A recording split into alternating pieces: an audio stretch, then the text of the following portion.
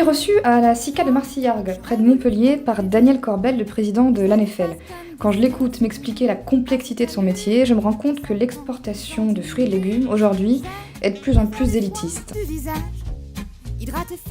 Chacun des pays édicte ses propres règles, et les règles, d'abord, diffèrent d'un pays à un autre, ce qui rend la chose encore plus compliquée. Il y a une sélection de terroirs et de stations fruitières qui fait qu'on ne peut plus exporter sur Taïwan, par exemple, de n'importe où. On ne peut plus exporter sur la Chine de n'importe où, puisque les départements sont fixés à l'avance, etc. Donc les cahiers des charges, les protocoles deviennent de plus en plus lourds, de plus en plus coûteux. Mais bon, on n'a pas le choix parce que... C'est une course qui ne va jamais s'arrêter C'est probablement le début de système d'exportation qui va devenir de plus en plus compliqué. C'est un peu élitiste quand même.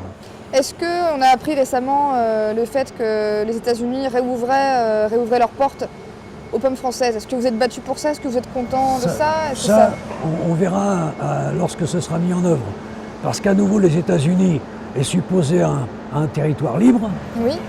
Par contre, les protocoles phytosanitaires sont tellement compliqués que là encore, on risque fort d'aller au-devant de certains déboires avec le contrôle des inspecteurs américains, etc. Oh là là, donc pour l'instant, c'est vraiment une annonce politique, mais concrètement, pour l'instant, c'est très politique. Très politique. Très politique. Et en parlant d'embargo, on est tous au courant, c'était au mois d'août, début août, l'embargo russe. Le 6 août. Le 6 août. Ouais.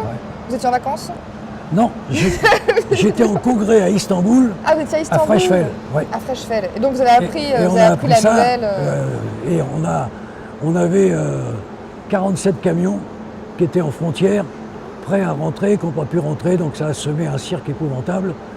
Mais c'est pas tellement ces 47 camions, parce que la France est un fournisseur plutôt de poires et de pommes d'ailleurs sur la Russie.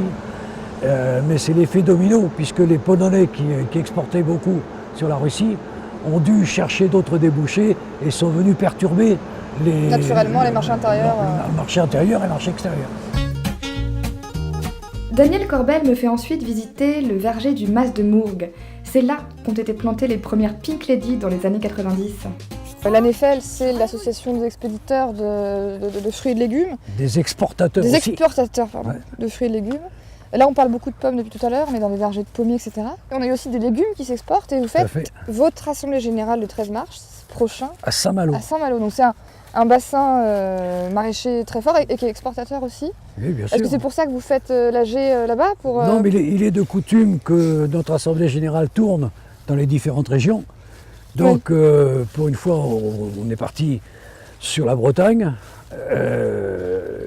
Et avec, il y a quand même du chou-fleur, il y a pas mal d'exportations. Lors de notre assemblée générale, on a convié Fait des pommes, sont nos collègues des pommes de terre, qui pratiquent le même métier que nous, aussi dans la famille des expéditeurs, qui sont quand même associés avec le CNIPT, dans une certaine mesure, mais c'est quand même la famille des indépendants.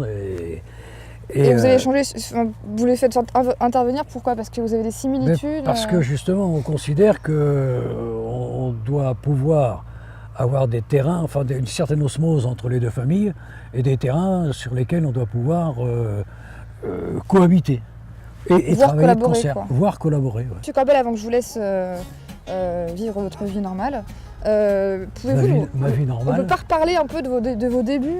Vous n'avez pas du tout commencé dans la pomme en fait. Non.